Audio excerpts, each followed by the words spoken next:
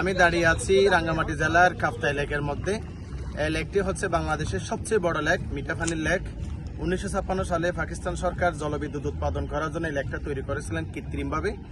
এই লেক তৈরি করতে গিয়ে এই অঞ্চলের প্রায় 11,000 হেক্টর কৃষি জমি ধ্বংস করা হয়েছিল। এই জমিগুলো এই লেকের পানির তলে একেবারে বিলীন হয়ে গিয়েছিল। পাশাপাশি এই লেকের আয়তন হচ্ছে 725 বর্গ মাইল। এই লেকের উপর পার্বত্য চট্টগ্রামের 10টি উপজেলা নির্ভরশীল অর্থনৈতিকভাবে। তার মধ্যে 6 লক্ষ মানুষ ওতপ্রোতভাবে তাদের অর্থনীতি এই লেকের উপর নির্ভরশীল।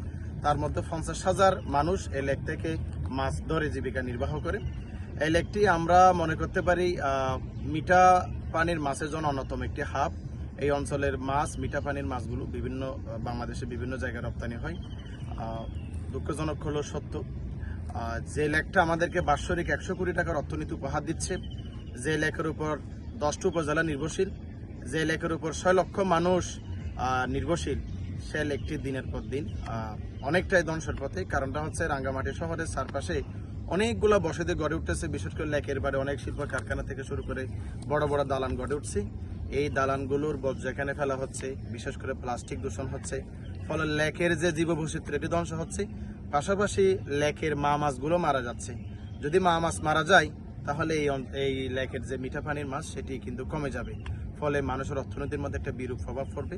পাশাপাশি এই মিঠা পানির হাবগুলো বাংলাদেশের জন্য অন্যতম সম্পদ, কারণ এই মিঠা পানি দিয়ে বাংলাদেশের কৃষি ব্যবস্থা চলে।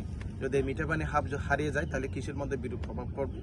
আমি একজন পর্যটক হিসেবে এই জায়গায় এসে বাংলাদেশ সরকারের প্রতি এবং পর্যটক হিসেবে যারা এখানে আসে তাদের প্রতি অনুরোধ থাকবে, এগুলো আমাদেরকে রক্ষা করতে হবে। এগুলা দেখে শুধু আনন্দ ফিল করলে হবে না, পাশাপাশি কিভাবে এই সম্পদগুলো রক্ষা করতে পারি সেই বিষয়েও আমাদেরকে অ্যাওয়ার হতে হবে। গভর্নমেন্টকেও আমাদেরকে অ্যাওয়ার করার জন্য বিভিন্ন ব্যবস্থা তাদেরকে নিতে হবে। প্লাস্টিক দূষণ থেকে আমাদেরকে সরে আসতে হবে। লেকের পারে যাতে যত্র কোনো ধরনের দালান গড়ে না ওঠে, এটিও মাথায় রাখতে হবে।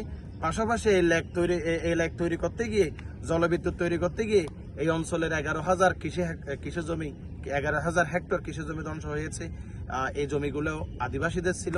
আদিবাসীদের শিক্ষা, চিকিৎসায়, বাসস্থানে তাদেরকে উন্নত পরিবেশ দেওয়ার জন্য, উন্নত জীবন দেওয়ার জন্য সরকারকে বিভিন্ন ব্যবস্থা নিতে হবে। এই আহ্বান রেখে আমি আমার কথা শেষ করছি।